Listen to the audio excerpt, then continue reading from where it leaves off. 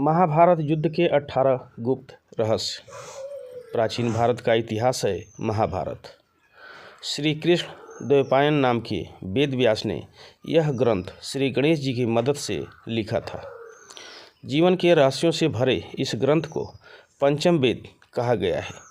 यह ग्रंथ हमारे देश के मन प्राण में बसा हुआ है। यह भारत की राष्ट्रीय गाथा है। इस ग्रंथ में तत्कालीन भारत का समग्र इतिहास वर्णित है। यह ग्रंथ अपने आदर्श स्त्री पुरुषों के चरित्रों से हमारे देश के जनजीवन को यह प्रभावित करता है। इसमें सैकड़ों पात्रों, स्थानों, घटनाओं तथा विचित्रताओं व विडंबनाओं का वर्णन है। प्रत्येक हिंदू के घर में महाभारत होना चाहिए। महाभारत में कई घटना, संबंध और ज्ञान विज्ञान के रहस्य छिपे हुए हैं। महाभारत का हर पात्र जीवंत है, चाहे वह कौरव, पांडव, कर्ण और कृष्ण हो या धृष्टद्युम्न, शल्य, शिखंडी और कृपाचार्य हों। महाभारत सिर्फ योद्धाओं की गाथाओं तक सीमित नहीं है। महाभारत से जुड़े शाप, वचन और आशीर्वाद में भी रहस्य छिपे हैं। आओ जानते हैं कि ऐसे कौन कौन से रहस्य हैं महाभारत में छुपे हुए हैं। महाभारत के योद्धा किसके पुत्र या अवतार थे? महाबली बलराम शेषनाग के अंश थे। 8 वसुओं में से एक दू नामक वसु ने ही भीष्म के रूप में जन्म लिया था। देवगुरु बृहस्पति ने ही द्रोणाचार्य के रूप में जन्म लिया था। गुरु द्रोणाचार्य के अश्वत्थामा को महादेव, यम, काल और क्रोध के सम्मिलित अंश से उत्पन्न किया गया था। देवताओं में सबसे प्रमुख सूर्यदेव के पुत्र कर्ण थे। कर्ण सूर्य के अंशावतार थे। दुर्योधन कलयुग का तथा उसके 100 भाई पुलस्त्य वंश के राक्षस के अंश थे। अर्जुन के धर्मपिता पांडु थे, लेकिन असल में वे इंद्र कुंती के पुत्र थे। भीम को पवन पुत्र कहा जाता था। हनुमान जी भी पवन पुत्र ही थे। युधिष्ठिर धर्मराज कुंती के पुत्र थे। युधिष्ठिर के धर्मपिता पांडु थे और वे 5 पांडवों में से सबसे बड़े भाई थे। नकुल और सहदेव 33 देवताओं में से 2 अश्विनी कुमारों के अंश थे, उत्पन्न हुए थे। ये 2 अश्विनी कुमार थे, नासत्य और दस्त्र। रुद्र के एक गण ने कृपाचार्य के रूप में अवतार लिया। द्वापर युग के अंश से शकुनी का जन्म हुआ। अरिष्टा के पुत्र हंस नामक गंधर्व धृतराष्ट्र तथा उसका छोटा भाई पांडु के रूप में जन्मे। सूर्य के अंश धर्म ही विदुर के नाम से प्रसिद्ध हुए। कुंती और माद्री के रूप में सिद्धि और धृतिका का जन्म हुआ था। मति का जन्म राजा सुबल की पुत्री गांधारी के रूप में हुआ था। राजा भीष्मक की पुत्री रुक्मिणी के रूप में लक्ष्मी जी व द्रौपदी के रूप में इंद्राणी उत्पन्न हुई थी। अभिमन्यु चंद्रमा के पुत्र वर्चा का अंश था। मरुतगण के अंश से सात्विकी, द्रुपद, कृतवर्मा व विराट का जन्म हुआ था। अग्नि के अंश से धृष्टद्युम्न व राक्षस के अंश से शिखंडी का जन्म हुआ था। विश्वदेवगण द्रौपदी के 5 पुत्र प्रति, विंध्य, श्रुतसोम, श्रुतकीर्ति, शतानीक और श्रुतसेव के रूप में पैदा हुए थे। दानवराज विप्रचित्ति, जरासंध व हिरण्यकशिपु शिशुपाल का अंश था। कालनेमी दैत्य ने ही कंस का रूप धारण किया था। इंद्र की आज्ञानुसार अप्सराओं के अंश से 16,000 स्त्रियां उत्पन्न हुई थी। 18 का रहस्य। कहते हैं कि महाभारत युद्ध में 18 संख्या का बहुत महत्व है। महाभारत की पुस्तक में 18 अध्याय हैं। कृष्ण ने कुल 18 दिन तक अर्जुन को ज्ञान दिया। 18 दिन तक ही युद्ध चला। गीता में भी 18 अध्याय हैं। कौरवों और पांडवों की सेना भी कुल 18 अक्षौहिणी सेना थी, जिनमें कौरवों की 11 और पांडवों की 7 अक्षौहिणी सेना थी। इस युद्ध के प्रमुख सूत्रधार भी 18 थे। इस युद्ध में कुल 18 योद्धा ही जीवित बचे थे। सवाल यह उठता है कि सब कुछ 18 की संख्या में ही क्यों होता गया? क्या यह संयोग है या इसमें कोई रहस्य छिपा है? कुल 18 अध्याय हैं।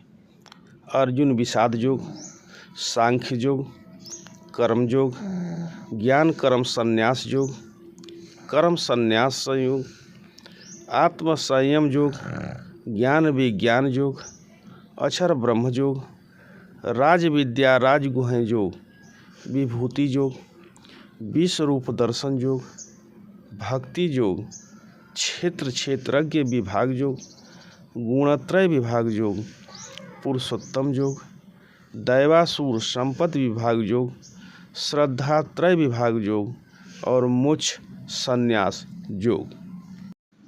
महाभारत ग्रंथ में कुल 18 पर्व है। आदि पर्व, सभा पर्व, वन पर्व, विराट पर्व, उद्योग पर्व, भीष्म पर्व, द्रोण पर्व, अश्वमेधिक पर्व, महाप्रस्थानिक पर्व, सौप्तिक पर्व, स्त्री पर्व, शांति पर्व, अनुशासन पर्व, मौसल पर्व, कर्ण पर्व, शल्य पर्व, स्वर्गारोहण पर्व तथा आश्रमवासिक पर्व। मालूम हो कि ऋषि वेदव्यास ने 18 पुराण भी रचे हैं। कौरवों का जन्म एक रहस्य। कौरवों को कौन नहीं जानता? धृतराष्ट्र और गांधारी के 99 पुत्र और एक पुत्री थी, जिन्हें कौरव कहा जाता था। कुरुवंश के होने के कारण एक कौरव कहलाए। सभी कौरवों में दुर्योधन सबसे बड़ा था। गांधारी जब गर्भवती थी तब धृतराष्ट्र ने एक दासी के साथ सहवास किया था, जिसके चलते युत्सु नामक पुत्र का जन्म हुआ। इस तरह कौरव 100 हो गए। युत्सु इन वक्त पर कौरवों की सेना को छोड़कर पांडवों की सेना में शामिल हो गया था। गांधारी ने वेदव्यास से पुत्रवती होने का वरदान प्राप्त कर लिया। गर्भ धारण कर लेने के पश्चात भी 2 वर्ष व्यतीत हो गए, किंतु गांधारी के कोई भी संतान उत्पन्न नहीं हुई। इस पर क्रोधवश गांधारी ने अपने पेट पर जोर से मुक्के का प्रहार किया, जिससे उसका गर्भ गिर गया। वेदव्यास ने इस घटना को तत्काल ही जान लिया। वे गांधारी के पास आकर बोले, गांधारी, तूने बहुत गलत किया। मेरा दिया हुआ वर कभी मिथ्या नहीं जाता। अब तुम शीघ्र ही 100 कुंड तैयार करवाओ और उनमें घृत घी भरवा दो। वेदव्यास ने गांधारी के गर्भ से निकले मांस पिंड पर अभिमंत्रित जल छिड़का, जिससे उस पिंड के अंगूठे के पोरुए के बराबर 100 टुकड़े हो गए। वेदव्यास ने उन टुकड़ों को गांधारी के बनवाए हुए 100 कुंडों में रखवा दिया और उन कुंडों को 2 वर्ष पश्चात खोलने का आदेश देकर अपने आश्रम चले गए। 2 वर्ष बाद सबसे पहले कुंड से दुर्योधन की उत्पत्ति हुई। फिर उन कुंडों से धृतराष्ट्र के शेष 99 पुत्र एवं दूसरा नामक एक कन्या का जन्म हुआ। महाभारत काल में विमान और परमाणु अस्त्र थे। मोहनजोदड़ो में कुछ ऐसे कंकाल मिले थे जिसमें रेडिएशन का असर था। महाभारत में सौप्तिक पर्व के अध्याय 13 से 15 तक ब्रह्मास्त्र के परिणाम दिए गए हैं। हिंदू इतिहास के जानकारों के मुताबिक 3 नवंबर 5561 ईसा पूर्व छोड़ा हुआ ब्रह्मास्त्र परमाणु बम ही था। महाभारत में इसका वर्णन मिलता है कि तदस्त्रं प्रज्ज्वाल महाज्वालं तेजो मंडलम समृतम सशब्दं भमं व्योम ज्वालामालांकुलं भृशम चचाल च महीकृतस्ना स पर्वत वनद्रुमा। अर्थात ब्रह्मास्त्र छोड़े जाने के बाद भयंकर वायु जोरदार तमाचे मारने लगी। सहस्रावधि उल्का आकाश से गिरने लगे। भूत मात्रा को भयंकर महाभय उत्पन्न हो गया। आकाश में बड़ा शब्द हुआ। आकाश जलाने लगा। पर्वत अरण्य वृक्षों के साथ पृथ्वी हिल गई। अब सवाल यह उठता है कि क्या सचमुच ही हमारी आज की टेक्नोलॉजी से कहीं ज़्यादा उन्नत थी महाभारत कालीन टेक्नोलॉजी। महान योद्धा बर्बरीक और घटोत्कच। भीम के पुत्र घटोत्कच और पौत्र बर्बरीक के बारे में कहा जाता है कि इन दोनों की सामान्य मानवों से कई गुना ज़्यादा ऊंचाई थी। माना जाता है कि कदकाठी के हिसाब से भीम पुत्र घटोत्कच इतना विशालकाय था कि वह लात मारकर रथ को कई फुट पीछे फेंक देता था और सैनिकों को तो वह अपने पैरों तले कुचल देता था। भीम की असुर पत्नी हिडिंबा से घटोत्कच का जन्म हुआ था। जन्म लेते समय उसके सिर पर केश उत्कच नहीं थे, इसलिए उसका नाम घट हाथी का मस्तक प्लस उत्कच केशहीन अर्थात घटोत्कच रखा गया। इसका मस्तक हाथी के मस्तक जैसा और केश शून्य होने के कारण यह घटोत्कच नाम से प्रसिद्ध हुआ।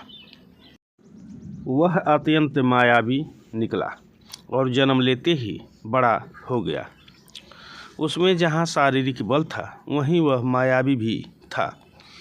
चूँकि घटोत्कच की माता एक राक्षसी थी, पिता एक वीर क्षत्रिय था, इसलिए इसमें मनुष्य और राक्षस दोनों के मिश्रित गुण विद्यमान थे।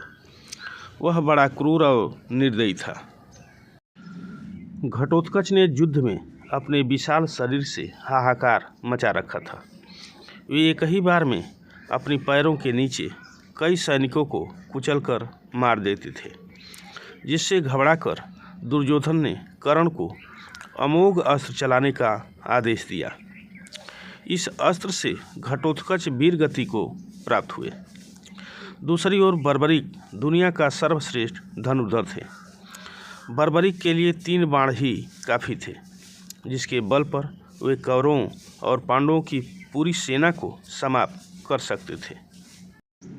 युद्ध के मैदान में भीम पौत्र बर्बरीक दोनों खेमों के मध्य बिंदु एक पीपल के वृक्ष के नीचे खड़े हो गए और यह घोषणा कर डाली कि मैं उस पक्ष की तरफ से लड़ूंगा जो हार रहा होगा। बर्बरीक की इस घोषणा से कृष्ण चिंतित हो गए थे। तब भगवान श्री कृष्ण ब्राह्मण का भेष बनाकर सुबह बर्बरीक के शिविर के द्वार पर पहुंच गए और दान मांगने लगे। बर्बरीक ने कहा, मांगो ब्राह्मण, क्या चाहिए?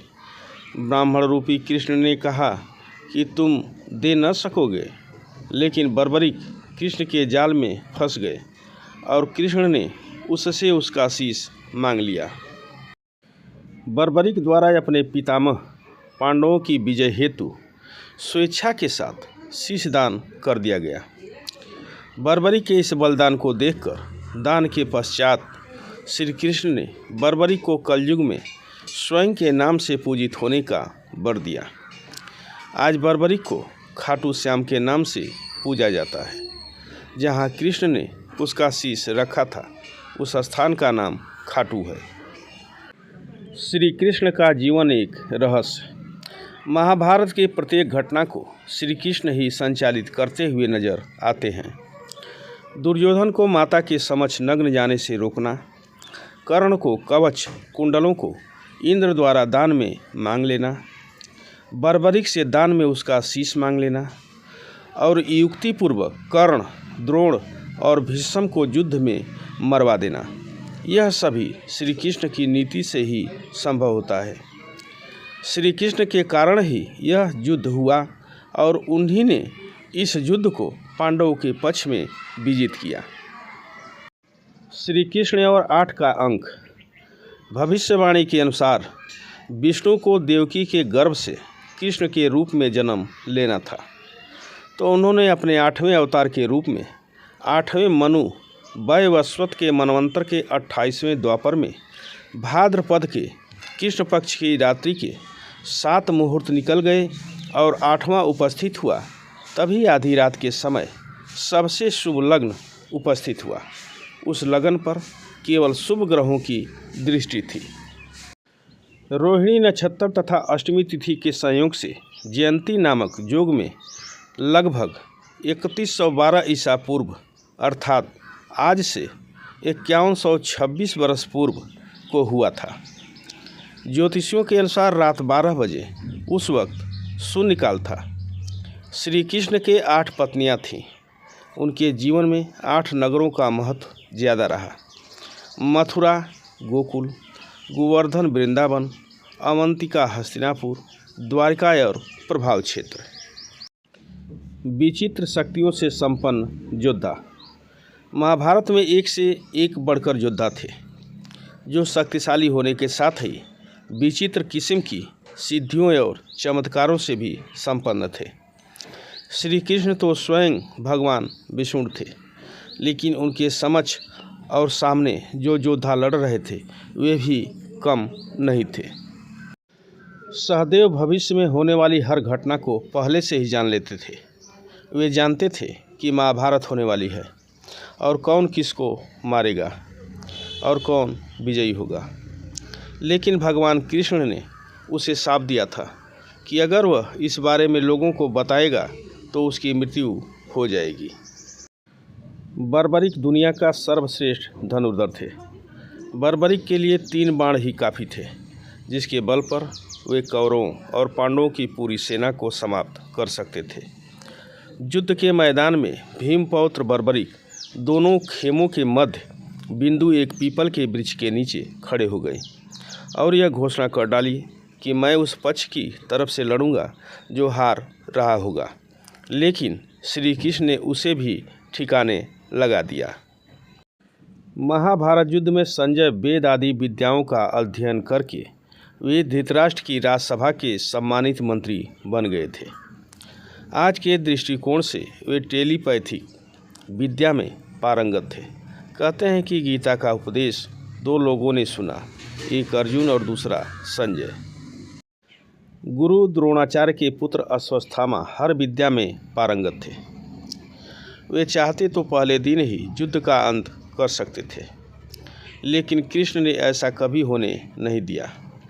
कृष्ण यह जानते थे कि पिता पुत्र की जोड़ी मिलकर ही युद्ध को समाप्त कर सकती है।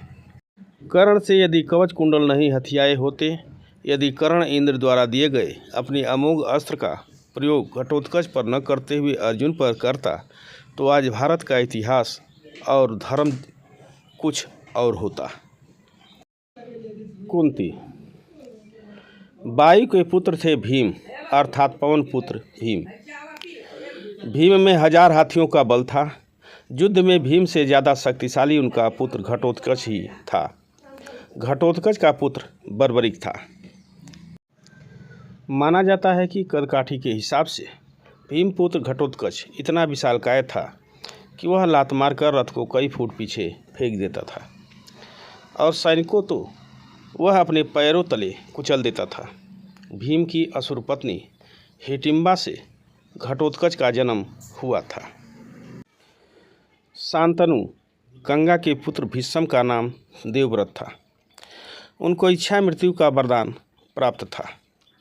दुर्योधन का शरीर वज्र के समान कठोर था, जिसे किसी धनुष या अन्य किसी हथियार से छेदा नहीं जा सकता था। लेकिन उसकी जांघ श्री कृष्ण के छल के कारण प्राकृतिक ही रह गई थी। इस कारण भीम ने उसकी जांघ पर वार करके उसके शरीर के 2 फाड़ कर दिए थे। जरासंध का शरीर 2 फाड़ करने के बाद पुनः जुड़ जाता था।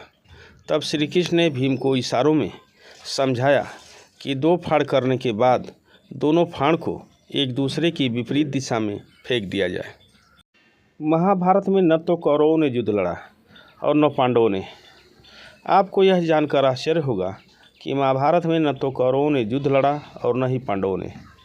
कौरव उसे कहते हैं जो कुरु वंश का हो। कुरु वंश के दो योद्धा भीष्म। उसी तरह जब पांडु का कोई पुत्र था ही नहीं तो कैसे पांचों कुंती पुत्र को पांडव कहेंगे। कौन थे 100 कौरव? कौरव महाभारत में हस्तिनापुर नरेश, धृतराष्ट्र और गांधारी के पुत्र थे। इस संख्या में 100 थे तथा कुरु के वंशज थे।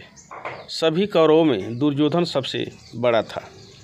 लेकिन अब सवाल यह उठता है कि क्या सभी कौरव और पांडव कुरु के वंशज थे? यदि नहीं थे तो फिर वे किसके वंशज थे?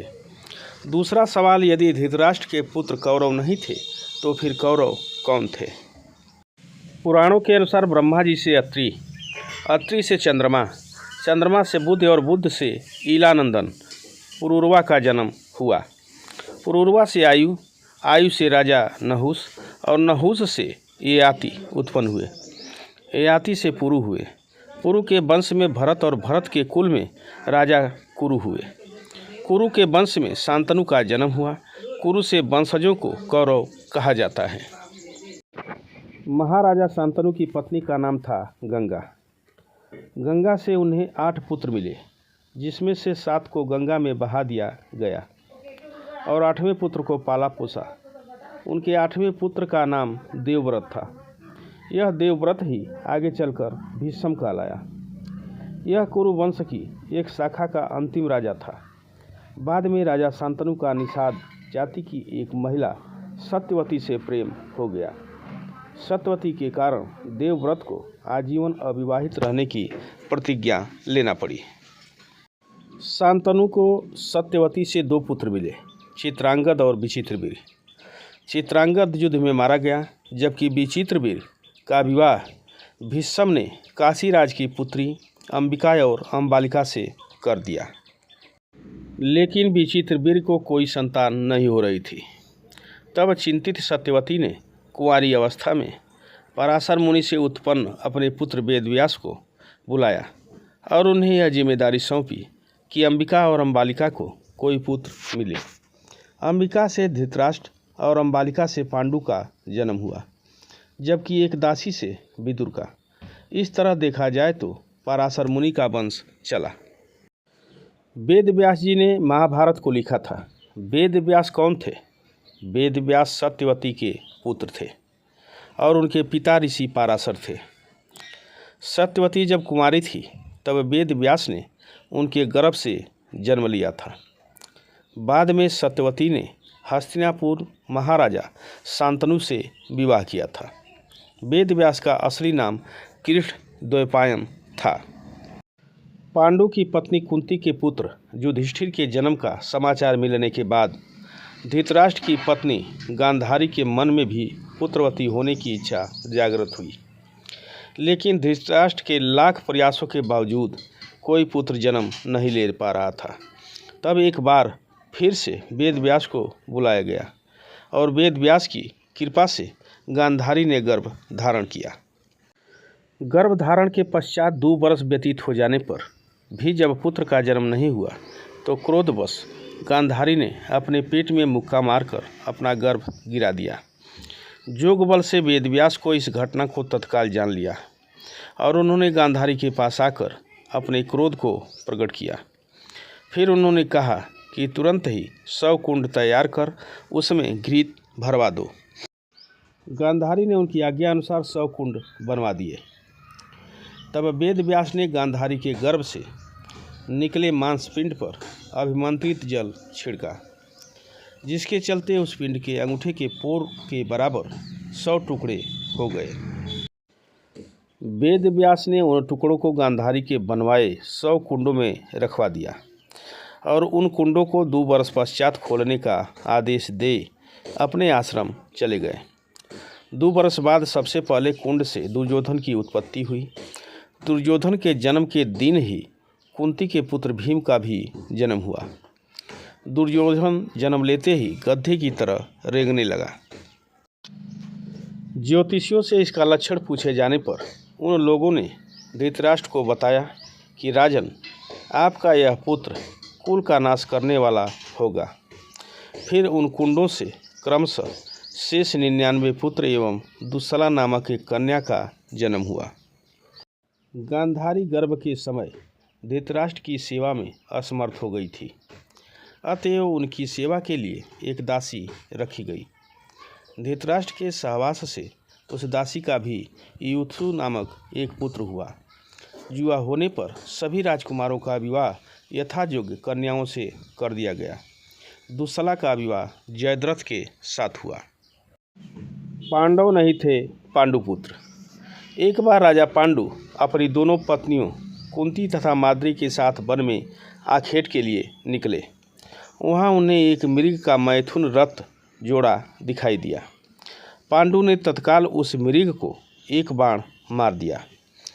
मारते हुए मृग ने पांडु को शाप दिया कि राजन, तुम्हारे समान क्रूर पुरुष इस संसार में कोई भी नहीं होगा। तूने मुझे मैथुन के समय बाण मारा है, अतः जब कभी भी तू मैथुन रत होगा तेरी भी मृत्यु हो जाएगी।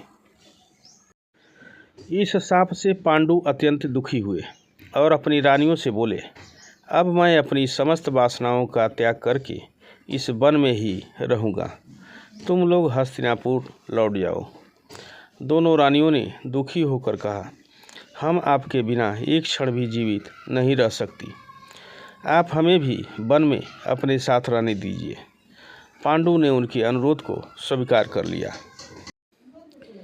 एक दिन पांडु अपनी पत्नी से बोले, हे कुंती, मेरा जन्म लेना ही व्यर्थ हो रहा है, क्योंकि संतानहीन व्यक्ति पितृऋण, ऋषि ऋण, देव ऋण तथा मनुष्य ऋण से मुक्ति नहीं पा सकता। क्या तुम पुत्र प्राप्ति के लिए मेरी सहायता कर सकती हो? कुंती बोली, हे आर्य, दुर्वासा ऋषि ने मुझे ऐसा मंत्र प्रदान किया है जिससे मैं किसी भी देवता का आवाहन करके मनोवांछित वस्तु प्राप्त कर सकती हूँ। आप आज्ञा करें, मैं किस देवता को बुलाऊं? इस पर पांडु ने धर्म को आमंत्रित करने का आदेश दिया। धर्म ने कुंती को पुत्र प्रदान किया, जिसका नाम युधिष्ठिर रखा गया। कालांतर में पांडु ने कुंती को पुनः 2 बार वायुदेव तथा इंद्र को आमंत्रित करने की आज्ञा दी। वायुदेव से भीम तथा इंद्र से अर्जुन की उत्पत्ति हुई। बाद में कुंती ने माद्री को उक्त मंत्र की दीक्षा दे दी। माद्री ने अश्विनी कुमारों को आमंत्रित किया और इस तरह नकुल तथा सहदेव का जन्म हुआ। एक दिन राजा पांडु माद्री के साथ वन में सरिता के तट पर भ्रमण कर रहे थे। सहसा वायु के झोंके से माद्री का वस्त्र उड़ गया। इससे पांडु का मन चंचल हो उठा और वे मैथुन में प्रवृत्त हुए ही थे कि शापवश उनकी मृत्यु हो गई। बाद में माद्री उनके साथ सती हो गई। ऐसे में सभी पुत्रों के पालन पोषण की जिम्मेदारी कुंती पर आ गई और इस तरह कुंती ने हस्तिनापुर लौटकर अपने पुत्रों के हक की लड़ाई लड़ी। इस तरह पांडवों की माँ 2 थी और 6 पिता थे। कुंती के 4 पुत्र कर्ण, युधिष्ठिर, अर्जुन और भीम थे, जबकि माद्री के पुत्र नकुल और सहदेव थे। महाभारत के मृत या जीवित बचे योद्धा। लाखों लोगों के मारे जाने के बाद लगभग 24,165 कौरव सैनिक लापता हो गए थे, जबकि महाभारत के युद्ध के पश्चात कौरवों की तरफ से 3 और पांडवों के तरफ से 15 यानी कुल 18 योद्धा ही जीवित बचे थे। माना जाता है कि महाभारत युद्ध में एकमात्र जीवित बचा कौरव युयुत्सु था। इस युद्ध के प्रमुख सूत्रधार 18 थे, जिनके नाम इस प्रकार हैं: धृतराष्ट्र, दुर्योधन, दुशासन, कर्ण, शकुनी, भीष्म, द्रोण, कृपाचार्य, अश्वत्थामा, कृतवर्मा, श्री कृष्ण, युधिष्ठिर, भीम, अर्जुन, नकुल, सहदेव, द्रौपदी एवं विदुर। कुछ यादव युद्ध में और बाद में गांधारी के शाप के चलते आपसी युद्ध में मारे गए। पांडव पक्ष के विराट और विराट के पुत्र उत्तर, शंख और श्वेत, सात्यकी के 10 पुत्र, अर्जुन पुत्र इरावान, द्रुपद, द्रौपदी के 5 पुत्र, धृष्टद्युम्न, शिखंडी, कौरव, पक्ष के कलिंग राज भानुमान, केतुमान, अन्य कलिंग वीर प्राच, सौवीर, क्षुद्रक और मालवीर। कौरवों की ओर से धृतराष्ट्र के दुर्योधन सहित सभी पुत्र भीष्म, त्रिगर्त नरेश, जयद्रथ, भगदत्त, द्रोण, दुशासन, कर्ण, शल्य आदि सभी युद्ध में मारे गए थे। बच गए योद्धा महाभारत के युद्ध के पश्चात कौरवों की तरफ से 3 और पांडवों की तरफ से 15 यानी कुल 18 योद्धा ही जीवित बचे थे, जिनके नाम हैं कौरव के कृतवर्मा, कृपाचार्य, युत्सु और अश्वत्थामा, जबकि पांडवों की ओर से युधिष्ठिर, अर्जुन, भीम, नकुल, सहदेव, कृष्ण, सात्यकी आदि। रहस्यमय जन्म। महाभारत में किसी भी व्यक्ति का सामान्य रूप से जन्म नहीं हुआ। श्री कृष्ण का जन्म जहाँ कारावास में बहुत कठिन परिस्थितियों में हुआ, वहीं उससे पूर्व भीष्म का जन्म गंगा की शर्त के उल्लंघन स्वरूप हुआ। शांतनु से गंगा का विवाह हुआ। गंगा से उन्हें 8 पुत्र मिले, जिसमें से 7 को गंगा नदी में बहा दिया गया और 8वें पुत्र को पाला पोसा। उनके 8वें पुत्र का नाम देवव्रत था। यह देवव्रत ही आगे चलकर भीष्म कहलाया।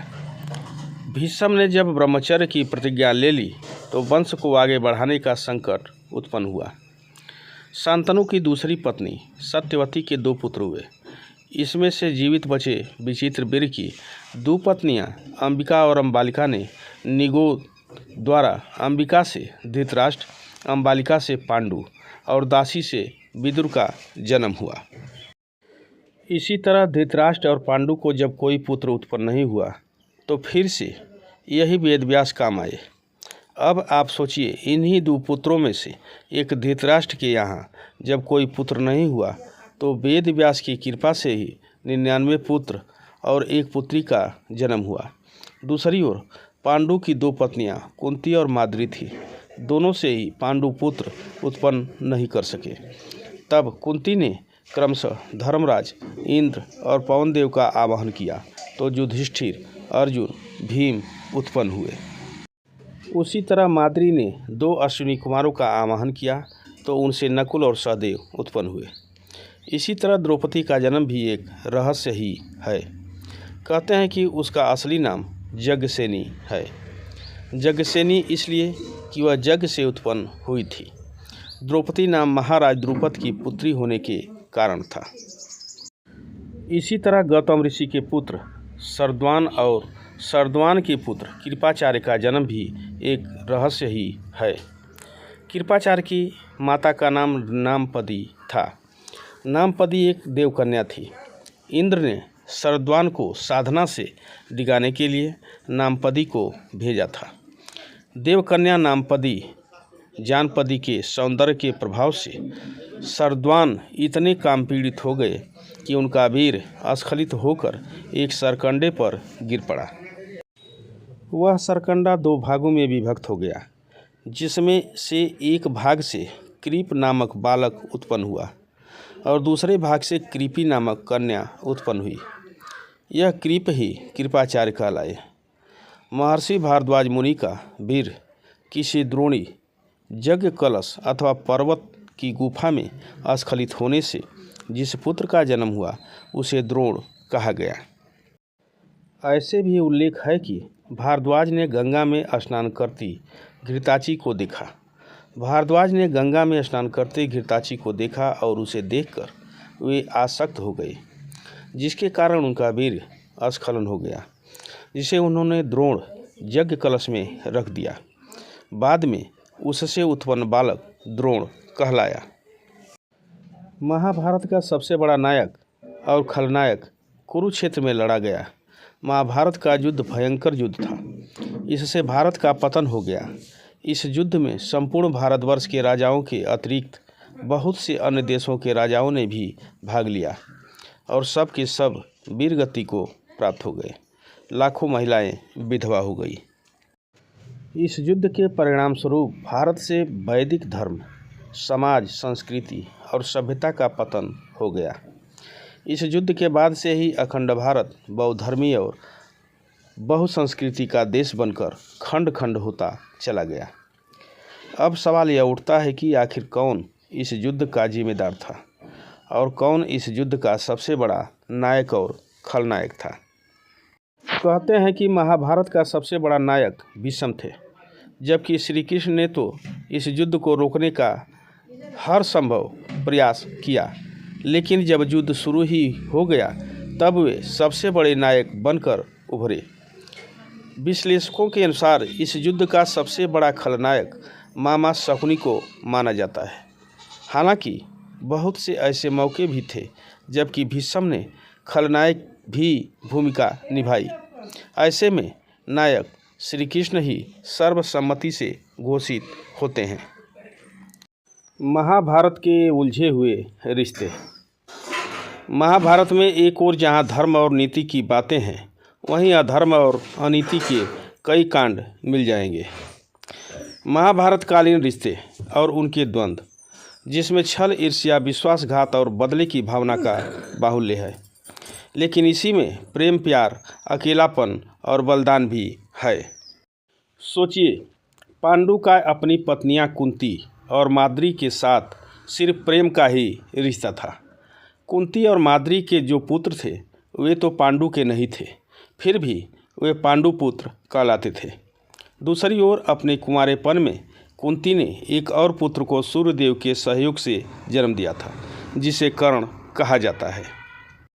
उसी तरह दूरी और धृतराष्ट्र के पुत्र उनके नहीं थे, वे तो ऋषि वेद व्यास के थे, तब भी वे कौरव कहलाए।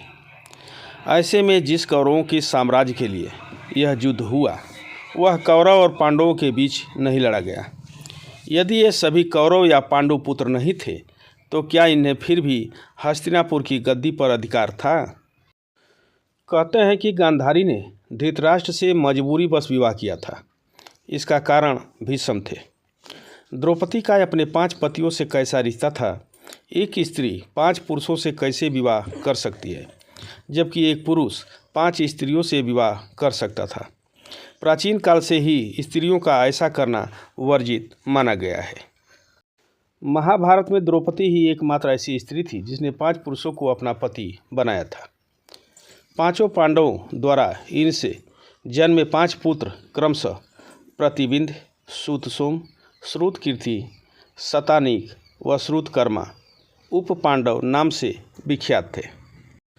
महाभारत में भगवान श्री कृष्ण के सखा थे अर्जुन, लेकिन अर्जुन ने जब श्री कृष्ण की बहन से विवाह किया तो वे उनके जीजा भी बन गए थे।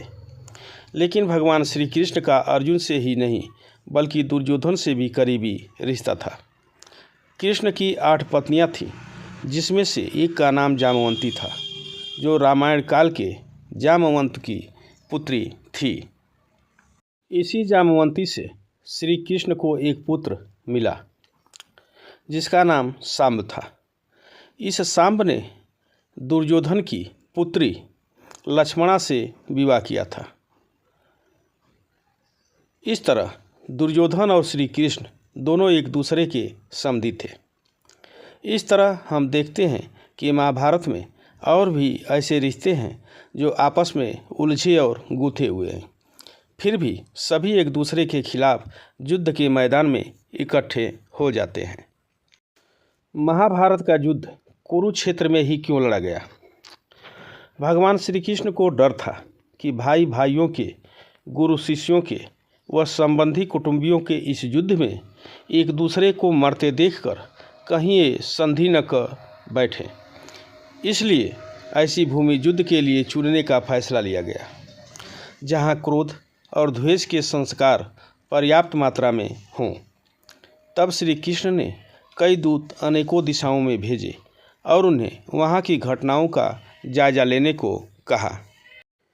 एक दूत ने सुनाया कि कुरुक्षेत्र में बड़े भाई ने छोटे भाई को खेत की मेड़ टूटने पर बहते हुए वर्षा के पानी को रोकने के लिए कहा। उसने साफ इनकार कर दिया। इस पर बड़ा भाई आग बबूला हो गया। उसने छोटे भाई को छुरी से गोद डाला और उसकी लाश को पैर पकड़कर घसीटता हुआ उस मेड़ के पास ले गया और जहाँ से पानी निकल रहा था वहाँ उस लाश को पानी रोकने के लिए लगा दिया। इस कहानी को सुनकर श्री कृष्ण ने तय किया कि यही भूमि भाई भाई के युद्ध के लिए उपयुक्त है। जब श्री कृष्ण आश्वस्त हो गए कि इस भूमि के संस्कार यहाँ पर भाइयों के युद्ध में एक दूसरे के प्रति प्रेम उत्पन्न नहीं होने देंगे, तब उन्होंने युद्ध कुरुक्षेत्र में करवाने की घोषणा की। कुरु का क्षेत्र। दूसरी कहानी अनुसार कहते हैं कि जब कुरु इस क्षेत्र की जुताई कर रहे थे, तब इंद्र ने उनसे जाकर इसका कारण पूछा। कुरु ने कहा कि जो भी व्यक्ति इस स्थान पर मारा जाए वह पुण्य लोक में जाए, ऐसी मेरी इच्छा है। इंद्र उनकी बात को हंसी में उड़ाते हुए स्वर्गलोक चले गए। ऐसा अनेक बार हुआ। इंद्र ने अन्य देवताओं को भी ये बात बताई। देवताओं ने इंद्र से कहा कि यदि संभव हो तो कुरु को अपने पक्ष में कर लो। तब इंद्र ने कुरु के पास जाकर कहा कि कोई भी पशु पक्षी या मनुष्य निराहार रहकर या युद्ध करके इस स्थान पर मारा जाएगा तो वह स्वर्ग का भागी होगा। ये बात भीष्म, कृष्ण आदि सभी जानते थे। इसलिए महाभारत का युद्ध कुरुक्षेत्र में लड़ा गया। श्रवण कुमार की कहानी। मातृ और पितृभक्त श्रवण कुमार की कहानी तो आपने सुनी ही होगी।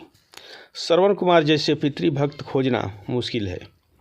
वे अपने अंधे माता पिता की सेवा पूरी तत्परता से करते थे। उन्हें किसी प्रकार का कष्ट नहीं होने देते थे। एक बार माता पिता ने तीर्थ यात्रा की इच्छा की और वे उन्हें कांवर में बिठाकर तीर्थ यात्रा को चल दिए। बहुत से तीर्थ करा लेने पर एक दिन अचानक उसके मन में यह भाव आया कि पिता माता को पैदल क्यों न चलाया जाए। उन्होंने कांवर जमीन पर रख दी और उन्हें पैदल चलने को कहा। अंधे माता और पिता पैदल चलने तो लगे, पर उन्होंने साथ ही यह भी कहा, बेटा इस भूमि को जितनी जल्दी हो सके पार कर लेना चाहिए। वे तेजी से चलने लगे। जब वह भूमि निकल गई तो श्रवण कुमार को माता पिता के साथ इस तरह का व्यवहार करने पर बड़ा पश्चाताप हुआ और उसने पैरों में गिरकर क्षमा मांगी तथा फिर से दोनों को कांवर में बिठा लिया। उनके अंधे पिता ने कहा, पुत्र इसमें तुम्हारा दोष नहीं। उस भूमि पर किसी समय मैं नामक एक असुर रहता था। उसने जन्मते ही अपने ही पिता माता को मार डाला था। उसी के संस्कार उस भूमि में अभी तक बने हुए हैं। इसी से उस क्षेत्र में गुजरते हुए तुम्हें ऐसी बुद्धि उपजी। विरोधाभास। महाभारत के वन पर्व के अनुसार कुरुक्षेत्र में आकर सभी लोग पाप मुक्त हो जाते हैं और जो ऐसा कहता है कि मैं कुरुक्षेत्र जाऊंगा और वहीं निवास करूंगा, यहाँ तक कि यहाँ की उड़ी हुई धूल के कण पापी को परम पद देते हैं।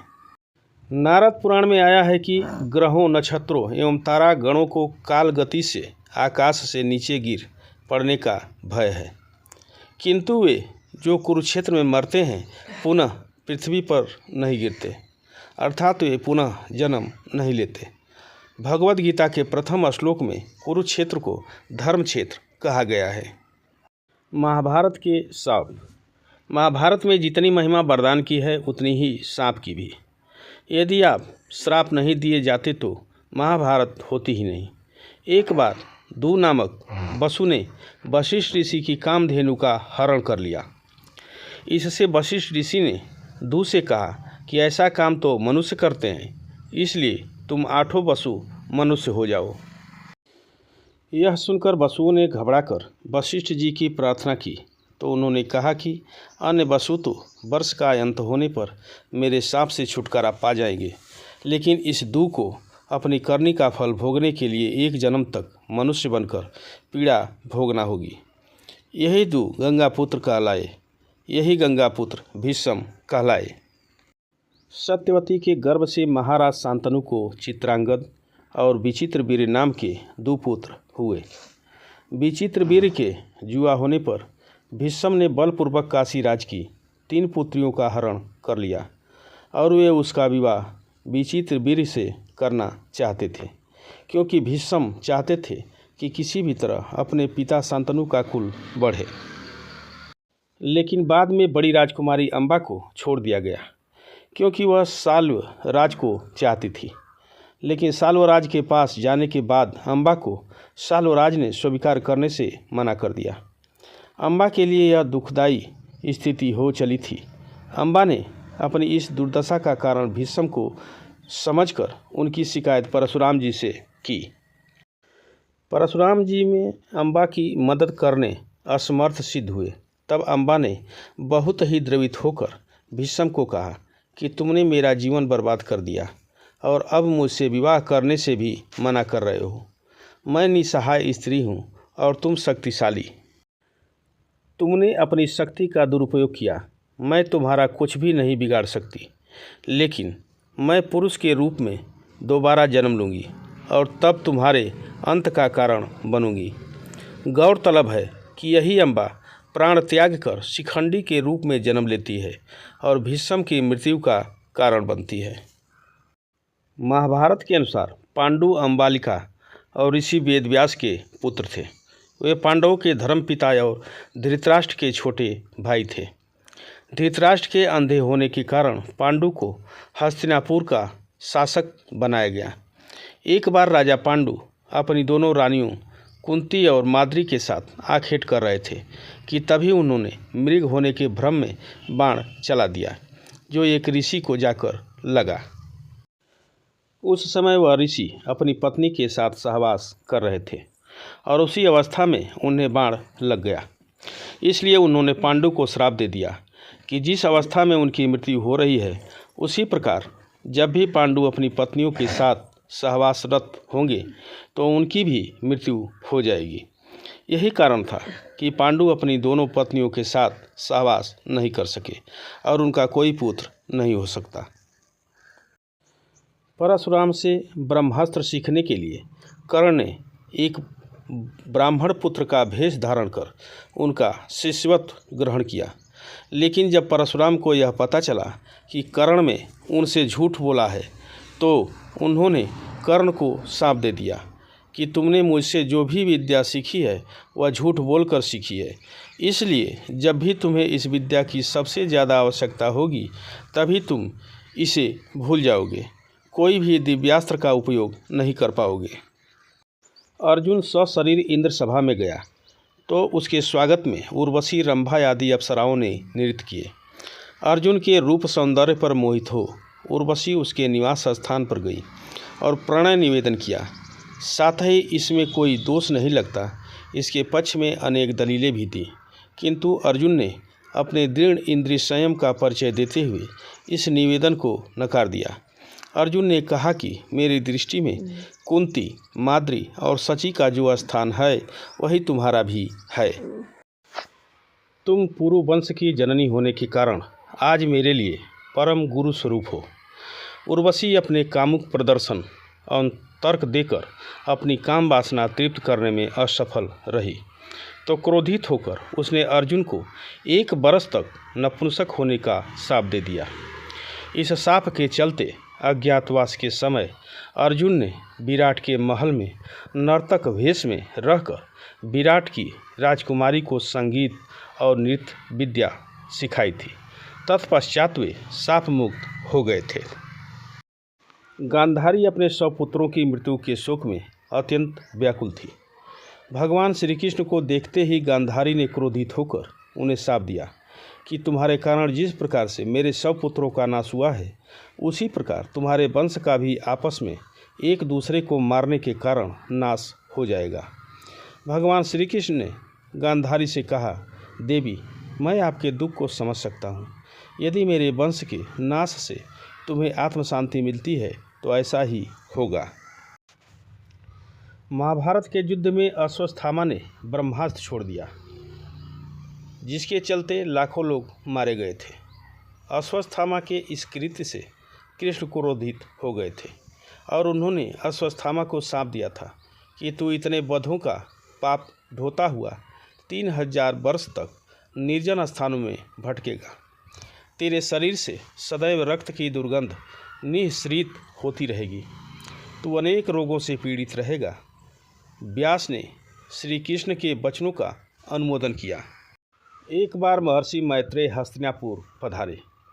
धृतराष्ट्र महर्षि मैत्रेय के आते ही अपने पुत्रों सहित उनकी सेवा व सत्कार करने लगे। विश्राम के बाद धृतराष्ट्र और उनके पुत्रों से उनकी वार्तालाप हुई। उन्होंने इसी बीच दुर्योधन से कहा, तुम जानते हो पांडव कितने वीर और शक्तिशाली हैं। तुम्हें उनकी शक्ति का अंदाज़ा नहीं है। शायद इसलिए तुम ऐसी बात कर रहे हो। इसलिए तुम्हें उनके साथ मेल कर लेना चाहिए। मेरी बात मान लो, गुस्से में ऐसा अनर्थ मत करो। महर्षि मैत्रेय की बात सुनकर दुर्योधन को क्रोध आ गया और वह व्यंग्यपूर्ण मुस्कुराते हुए पैर से जमीन कुरेदने लगा। और हद तो तब हो गई जब उसने अपनी जांघ पर हाथ से ताल ठोक दी। दुर्योधन की यह उदंडता देखकर महर्षि को क्रोध आया। तब उन्होंने दुर्योधन को शाप दिया, तू मेरा तिरस्कार करता है, मेरी बात शांतिपूर्वक सुन नहीं सकता। जा उदंडी, जिस जंघा पर तू ताल ठोक रहा है उस जंघा को भीम अपनी गदा से तोड़ देगा। जब घटोत्कच पहली बार अपने पिता भीम के राज्य में आया तो अपनी माँ हिडिंबा की आज्ञा के अनुसार उसने द्रौपदी को कोई सम्मान नहीं दिया। द्रौपदी को अपमान महसूस हुआ और उसे बहुत गुस्सा आया और शाप दे दिया कि जा दुष्ट, तेरा जीवन बहुत छोटा होगा तथा तू बिना किसी लड़ाई के मारा जाएगा। महाभारत के स्थान। महाभारत में कुछ ऐसे स्थान हैं जहां महत्वपूर्ण घटनाएं घटी थी। जैसे महाभारत का युद्ध कुरुक्षेत्र में हुआ था। यहीं पर भगवान श्री कृष्ण ने गीता का ज्ञान दिया था। यह स्थान हरियाणा में स्थित है। लाक्षागिरी बरनावा या बारणावत नामक स्थान मेरठ जिले में स्थित है।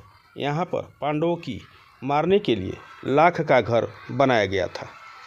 लाक्षागिरी से निकलने पर भटकते हुए पांडव वर्तमान नागालैंड में पहुंच गए थे। जिस स्थान पर भीम नहीं उठा पाए थे हनुमान जी की पूंछ, वह स्थान गंधमादन पर्वत पर स्थित है। सुमेरु पर्वत की चारों दिशाओं में स्थित गजदंत पर्वतों में से एक को उस काल में गंधमादन पर्वत कहा जाता था। हिमालय के कैलाश पर्वत के उत्तर में दक्षिण में केदार पर्वत है। स्थित गंधमादन पर्वत कुबेर के राज क्षेत्र में था। बर्बरी का सिर काटकर जहाँ रखा था उस स्थान को वर्तमान में खाटू श्याम के नाम से जाना जाता है। राजस्थान के शेखावाटी के सीकर जिले में स्थित है। परमधाम खाटू का श्याम मंदिर बहुत ही प्राचीन है। उत्तर प्रदेश में स्थित मथुरा नगरी भगवान श्री कृष्ण की जन्मस्थली होने के कारण यह महाभारत की घटनाओं का प्रमुख केंद्र रहा है। महाभारत काल में इस नगरी पर जरासंध ने कई आक्रमण किए थे। बिहार की राजधानी पटना से करीब 100 किलोमीटर दूर स्थित 5 पहाड़ियों से घिरा राजगीर प्रसिद्ध धार्मिक तीर्थ स्थल है। यहीं पर जरासंध का अखाड़ा आज भी देखा जा सकता है। बिहार की राजधानी पटना से करीब 100 किलोमीटर दूर स्थित 5 पहाड़ियों से घिरा राजगीर प्रसिद्ध धार्मिक तीर्थ स्थल है। यहाँ महाभारत के रचनाकार महर्षि वेद व्यास जी की गुफा है। इसके समीप ही गणेश गुफा है। मान्यता है कि इसी गुफा में व्यास जी ने महाभारत को मौखिक रूप दिया था और गणेश जी ने उसे लिखा था। कहते हैं कौरवों से अपना राज्य हारने के बाद भगवान श्री कृष्ण के कहने पर अर्जुन मनाली के पिरनी में तप करने चले गए थे। उस स्थान को अर्जुन गुफा के नाम से जाना जाता है। इसी स्थान पर भगवान शिव ने अर्जुन को पशुपात अस्त्र दिया था। दिल्ली को उस काल में इंद्रप्रस्थ कहा जाता था और मेरठ को हस्तिनापुर। दिल्ली में पुराना किला इस बात का सबूत है। खुदाई में मिले अवशेषों के आधार पर पुरातत्वविदों का एक बड़ा वर्ग यह मानता है कि पांडवों की राजधानी इसी स्थल पर रही होगी। पुराना किला दिल्ली में जमुना नदी के पास स्थित है, जिसे पांडवों ने बनवाया था। बाद में इसका पुनरुद्धार होता रहा। महाभारत के अनुसार यह पांडवों की राजधानी थी। दूसरी ओर कुरु देश की राजधानी गंगा के किनारे हस्तिनापुर में स्थित थी। कहते हैं कि महाभारत युद्ध के पश्चात द्वारिका पर अनजान शक्तियों ने हमला किया था, जिसके चलते वह नष्ट हो गई थी और कालांतर में यह समुद्र में डूब गई थी। द्वारका उस काल में महाभारत काल का प्रमुख केंद्र हुआ करता था, जो कई प्राचीन और ऐतिहासिक घटनाओं का केंद्र था।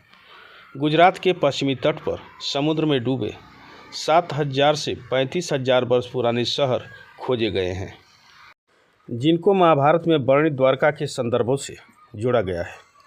हालांकि द्वारिका पर पहले प्राचीन शहर कुशस्थली था। ययाति ने यह संपूर्ण क्षेत्र अपने पुत्र यदु को सौंपा था, इसलिए श्री कृष्ण अपने 18 कुल के बांधवों के लेकर द्वारका में बस गए थे। महाभारत युद्ध के नियम और सेना की स्थिति।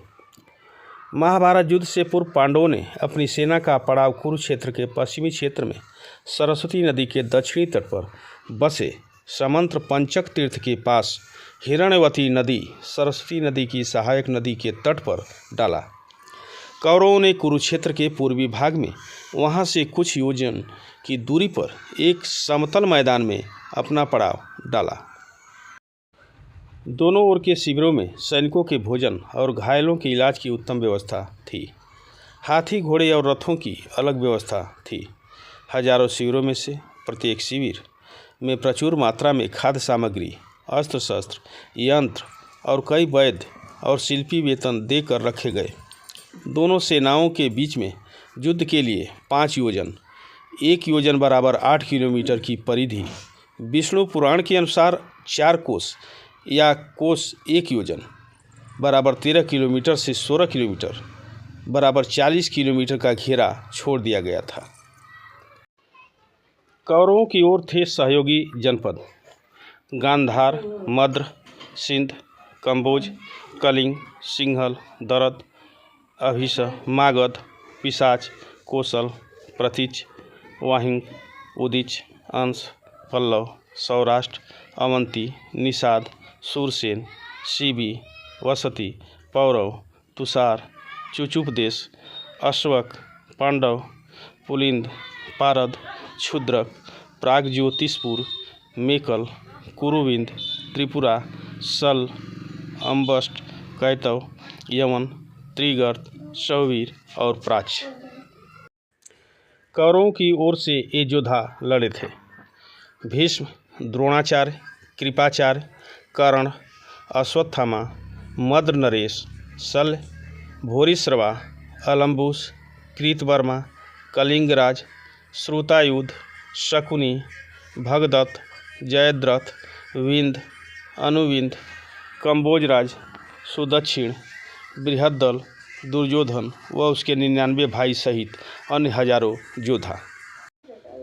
पांडवों की ओर थे ये जनपद पांचाल, चेदी, काशी, करुष, मत्स्य, कीकय, सृंजय, दक्षारण, सोमक, कुंती, आनत, दासेरक, प्रभद्रक, अनुपक, किरात, पटचर, तितिर, चोल, पांडय, अग्निवेश, हुंड, दानभारी, सबर, उद्भस, वत्स, पौंड्र, पिशाच, पुंड्र, कुंडीविष, मारुत, धेनुक, तगन और परतगढ़। पांडवों की ओर से लड़े थे योद्धा भीम, नकुल, सहदेव, अर्जुन, युधिष्ठिर, द्रौपदी के 5 पुत्र, सात्यकी, उत्तमौजा, विराट, द्रुपद, धृष्टद्युम्न, अभिमन्यु, पांड्यराज, घटोत्कच, शिखंडी, युत्सु, कुंतीभोज, उत्तमौजा, शैब और अनूपराज, नील। तटस्थ जनपद विदर्भ, शाल्व, चीन, लहित, शोणित, नेपा, कोकण, कर्नाटक, केरल, आंध्र, द्रविड़ आदि ने इस युद्ध में भाग नहीं लिया। पितामह भीष्म की सलाह पर दोनों दलों ने एकत्र होकर युद्ध के कुछ नियम बनाए। उनके बनाए हुए नियम निम्नलिखित हैं। प्रतिदिन युद्ध सूर्योदय से लेकर सूर्यास्त तक ही रहेगा। सूर्यास्त के बाद युद्ध नहीं होगा। युद्ध समाप्ति के पश्चात छल कपट छोड़कर सभी लोग प्रेम का व्यवहार करेंगे। रथी रथी से, हाथी वाला हाथी वाले से और पैदल पैदल से ही युद्ध करेगा। एक वीर के साथ एक ही वीर युद्ध करेगा। भय से भागते हुए या शरण में आए हुए लोगों पर अस्त्र शस्त्र का प्रहार नहीं किया जाएगा। जो वीर निहत्था हो जाएगा उस पर कोई अस्त्र नहीं उठाया जाएगा। युद्ध में सेवक का काम करने वालों पर कोई अस्त्र नहीं उठाएगा। एक रात के लिए जी उठे सभी योद्धा। ऐसी मान्यता और किंवदंती है कि महाभारत युद्ध में मारे गए सभी शूरवीर जैसे कि भीष्म, द्रोणाचार्य, दुर्योधन, अभिमन्यु, द्रौपदी के पुत्र कर्ण, शिखंडी आदि एक रात के लिए पुनर्जीवित हुए थे। यह घटना महाभारत युद्ध खत्म होने के 15 साल बाद घटित हुई थी। यह उस समय की बात है जब धृतराष्ट्र, कुंती, विदुर, गांधारी और संजय वन में रहते थे। एक दिन वन में उनसे मिलने युधिष्ठिर पधारे, तभी यह घटना घटी। विदुर जी के प्राण त्यागने के बाद धृतराष्ट्र के आश्रम में महर्षि वेदव्यास आए। जब उन्हें पता चला कि विदुर जी ने शरीर त्याग दिया, तब उन्होंने बताया कि विदुर धर्मराज के अवतार थे और युधिष्ठिर भी धर्मराज का ही अंश हैं। इसलिए विदुर जी के प्राण युधिष्ठिर के शरीर में समा गए। महर्षि वेदव्यास ने धृतराष्ट्र, गांधारी और कुंती से कहा कि आज मैं तुम्हें अपनी तपस्या का प्रभाव दिखाऊंगा। तुम्हारी जो इच्छा हो वह मांग लो। तब धृतराष्ट्र व गांधारी ने युद्ध में मृत अपने पुत्रों तथा कुंती ने कर्ण को देखने की इच्छा प्रकट की। द्रौपदी आदि ने कहा कि वे भी अपने परिजनों को देखना चाहते हैं। महर्षि वेदव्यास ने कहा कि ऐसा ही होगा। युद्ध में मारे गए जितने भी वीर हैं उन्हें आज रात तुम सभी देख पाओगे। ऐसा कहकर महर्षि वेदव्यास ने सभी को गंगा तट पर चलने के लिए कहा। महर्षि वेदव्यास के कहने पर सभी गंगा तट पर एकत्रित हो गए और रात होने का इंतजार करने लगे। रात होने पर महर्षि वेदव्यास ने गंगा नदी में प्रवेश किया और पांडव व कौरव पक्ष के सभी मृत योद्धाओं का आवाहन किया। थोड़ी ही देर में भीष्म, द्रोणाचार्य, कर्ण, दुर्योधन, दुशासन, अभिमन्यु, धृतराष्ट्र के सभी पुत्र, घटोत्कच, द्रौपदी के 5 पुत्र, राजा द्रुपद, धृष्टद्युम्न, शकुनी, शिखंडी आदि वीर जल से बाहर निकल आए। उन सभी के मन में किसी भी प्रकार का अहंकार व क्रोध नहीं था। महर्षि वेदव्यास ने धृतराष्ट्र व गांधारी को दिव्य नेत्र प्रदान किए। अपने मृत परिजनों को देख सभी के मन में हर्ष छा गया। सारी रात अपने मृत परिजनों के साथ बिताकर सभी के मन में संतोष हुआ। अपने मृत पुत्र, भाई, पतियों और अन्य संबंधियों से मिलकर सभी का संताप दूर हो गया। इस प्रकार वह अद्भुत रात समाप्त हो गई। महाभारत की महिलाएं कहते हैं कि महाभारत में एक से बढ़कर एक सुंदर स्त्रियां थीं। जितनी वे सुंदर थीं उससे कहीं ज़्यादा ज्ञान संपन्न भी थीं।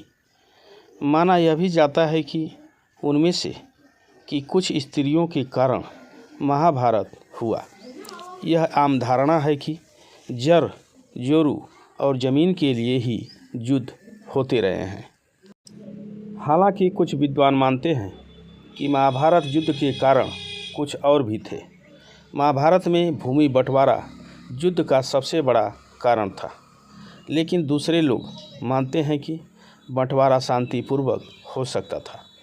लेकिन कुछ महिलाओं की जिद के कारण कौरवों और पांडवों के बीच कटुता बढ़ गई, जिसके परिणाम स्वरूप युद्ध हुआ। सत्यवती।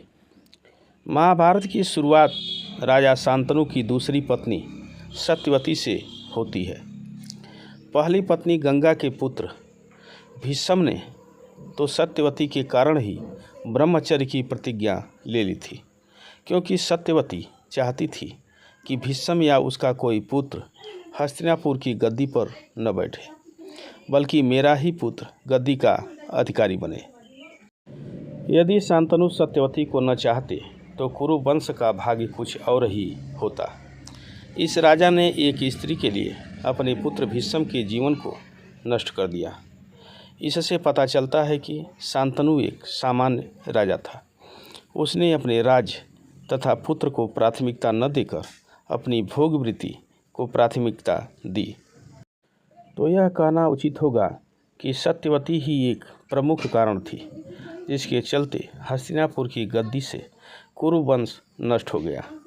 यदि भीष्म सौगंध नहीं खाते तो वेद व्यास के 3 पुत्र पांडु, धृतराष्ट्र और विदुर हस्तिनापुर के शासक नहीं होते, या यह कहें कि उनका जन्म ही नहीं होता, तब इतिहास ही कुछ और होता। सुभद्रा तो कृष्ण की बहन थी, जिसने कृष्ण के मित्र अर्जुन से विवाह किया था, जबकि बलराम चाहते थे कि सुभद्रा का विवाह कौरव कुल में हो। बलराम के हठ के चलते ही तो कृष्ण ने सुभद्रा का अर्जुन के हाथों हरण करवा दिया था। बाद में द्वारका में सुभद्रा के साथ अर्जुन का विवाह विधिपूर्वक संपन्न हुआ। विवाह के बाद वे 1 वर्ष तक द्वारका में रहे और शेष समय पुष्कर क्षेत्र में व्यतीत किया। 12 वर्ष पूरे होने पर वे सुभद्रा के साथ इंद्रप्रस्थ लौट आए। लक्ष्मणा श्री कृष्ण की 8 पत्नियों में से एक जामवंती थी। जामवती कृष्ण के पुत्र का नाम सांब था। सांब का दिल दुर्योधन भानुमति की पुत्री लक्ष्मणा पर आ गया था और वे दोनों प्रेम करने लगे थे। दुर्योधन के पुत्र का नाम लक्ष्मण था और पुत्री का नाम लक्ष्मणा। दुर्योधन अपनी पुत्री का विवाह श्री कृष्ण के पुत्र से नहीं करना चाहता था। भानुमति सुदक्षिण की बहन और दुर्योधन की पत्नी थी। इसलिए एक दिन सांब ने लक्ष्मणा से प्रेम विवाह कर लिया और लक्ष्मणा को अपने रथ में बैठाकर द्वारका ले जाने लगा। जब यह बात कौरवों को पता चली तो कौरव अपनी पूरी सेना लेकर सांब से युद्ध करने आ पहुँचे। कौरवों ने सांब को बंदी बना लिया। इसके बाद जब श्री कृष्ण और बलराम को पता चला तब बलराम हस्तिनापुर पहुंच गए। बलराम ने कौरवों से निवेदन पूर्वक कहा कि सांब को मुक्त कर उसे लक्ष्मणा के साथ विदा कर दें, लेकिन कौरवों ने बलराम की बात नहीं मानी। तब बलराम ने अपना रौद्र रूप प्रकट कर दिया। वे अपने हल से ही हस्तिनापुर की संपूर्ण धरती को खींचकर गंगा में डुबोने चल पड़े। यह देखकर कौरव भयभीत हो गए। संपूर्ण हस्तिनापुर में हाहाकार मच गया। सभी ने बलराम से माफ़ी मांगी और तब सांब को लक्ष्मणा के साथ विदा कर दिया। द्वारिका में सांब और लक्ष्मणा का वैदिक रीति से विवाह संपन्न हुआ। कुंती और माद्री दोनों ही पांडु की पत्नियां थीं। यदि पांडु को शाप नहीं लगता तो उनका कोई पुत्र होता जो गद्दी पर बैठता, लेकिन ऐसा नहीं हुआ। लेकिन पांडु के आग्रह पर कुंती ने एक एक कर कई देवताओं का आह्वान किया। इस प्रकार माद्री ने भी देवताओं का आह्वान किया। तब कुंती को 3 और माद्री को 2 पुत्र प्राप्त हुए, जिनमें युधिष्ठिर सबसे ज्येष्ठ थे। कुंती के अन्य पुत्र थे भीम और अर्जुन तथा माद्री के पुत्र थे नकुल व सहदेव। कुंती ने धर्मराज, वायु एवं इंद्र देवता का आह्वान किया था, तो माद्री ने अश्विनी कुमारों का। एक दिन वर्षा ऋतु का समय था और पांडु और माद्री वन में विहार कर रहे थे। उस समय पांडु अपने काम वेग पर नियंत्रण न रख सके और माद्री के साथ सहवास करने को उतावले हो गए, और तब ऋषि का श्राप महाराज पांडु की मृत्यु के रूप में फलित हुआ। माद्री पांडु की मृत्यु बर्दाश्त नहीं कर सकी और उनके साथ सती हो गई। यह देखकर पुत्रों के पालन पोषण का भार अब कुंती पर आ गया था। उसने अपने मायके जाने के बजाय हस्तिनापुर का रुख किया। हस्तिनापुर में रहने वाले ऋषि मुनि सभी पांडवों को राजा पांडु का पुत्र मानते थे, तो वे सभी मिलकर पांडवों को राजमहल छोड़कर आ गए। कुंती के कहने पर सभी ने पांडवों को पांडु का पुत्र मान लिया और उनका स्वागत किया। राजमहल में कुंती का सामना गांधारी से भी हुआ। कुंती वसुदेव जी की बहन और भगवान श्री कृष्ण की बुआ थी, तो गांधारी गंधार नरेश की पुत्री और राजा धृतराष्ट्र की पत्नी थी। गांधारी धृतराष्ट्र आँखों से ही नहीं मन से भी अंधों की भांति व्यवहार करते थे, इसलिए गांधारी और शकुनी को अप्रत्यक्ष रूप से सत्ता संभालनी पड़ी। गांधारी को यह चिंता सताने लगी थी कि कहीं कुंती के पुत्र सिंहासन रूढ़ न हो जाए। ऐसे में शकुनी ने दुर्योधन के भीतर बाल्यकाल से ही पांडवों के प्रति घृणा का भाव भर दिया था। द्रौपदी पांडवों की पत्नी द्रौपदी को इस युद्ध का सबसे बड़ा कारण माना जाता है। महाभारत के अनुसार जब दुर्योधन इंद्रप्रस्थ को देखने गया तो एक जगह उसने रंगोली बना देखी और उसने समझा कि यह कितना सुंदर फर्श है, लेकिन असल में वह जल से भरा ताल था। दुर्योधन उसमें गिर पड़ा। भ्रमवश उसके गिरने पर द्रौपदी जोर से हंसने लगी और उसके मुंह से निकल गया, अंधे का पुत्र भी अंधा। बस यही बात दुर्योधन के दिल में तीर की तरह धंस गई। हालांकि बाद में द्रौपदी को अपनी गलती का एहसास भी हुआ था, लेकिन व्यंग में कहे गए शब्द का जो असर होना चाहिए था वह हो चुका था। दुर्योधन ने अपने इस अपमान का बदला लेने की ठान ली थी। शकुनी ने इस अपमान का बदला लेने की एक तरकीब बतलाई। उसने दुर्योधन से कहा कि पांडवों को दूध कीड़ा खेलने के लिए आमंत्रित किया जाए। उन्होंने कहा कि राज्य बंटवारे का निर्णय अब इस खेल के माध्यम से ही होगा।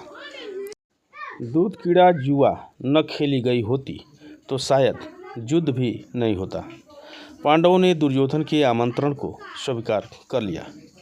उन्होंने अपने भाग्य का निर्णय दूध के खेल पर छोड़ दिया, लेकिन पांडव तो इस खेल में माहिर नहीं थे। फिर कैसे वे इस खेल खेलने के लिए तैयार हो गए? उनका मानना था कि यह खेल भाग्य पर निर्भर है, न कि चाल, छल या कपट पर। भगवान कृष्ण ने इस खेल का विरोध किया था, लेकिन पांडव नहीं माने। श्री कृष्ण ने कहा कि फिर इस बुरे खेल में मैं साथ नहीं दूंगा। भगवान कृष्ण ने गीता में कहा भी है कि सबसे बुरे खेलों में दूध क्रीड़ा है। पांडव खेल में एक के बाद एक राज हारते गए। फिर उन्होंने उनके पास की वस्तुएं भी दांव पर लगा दी। अंत में उन्होंने द्रौपदी को भी दांव पर लगा दिया। बस यहीं से युद्ध की नींव रख दी गई। द्रौपदी का चीरहरण होते हुए सबसे देखा, लेकिन भगवान कृष्ण ने अंत में पहुंचकर द्रौपदी की लाज बचाई। यह महाभारत का सबसे बड़ा टर्निंग पॉइंट था। आखिर युद्ध के बाद बचे हुए लोगों का क्या हुआ? पांडव पक्ष के विराट और विराट के पुत्र उत्तर, शंख और श्वेत, सात्यकी के 10 पुत्र, अर्जुन पुत्र इरावान, द्रुपद, द्रौपदी के 5 पुत्र धृष्टद्युम्न, शिखंडी, कौरव पक्ष के कलिंग राज भानुमान, केतुमान, अन्य कलिंग वीर, प्राच, सौवीर, क्षुद्रक और मालववीर आदि सभी मारे गए।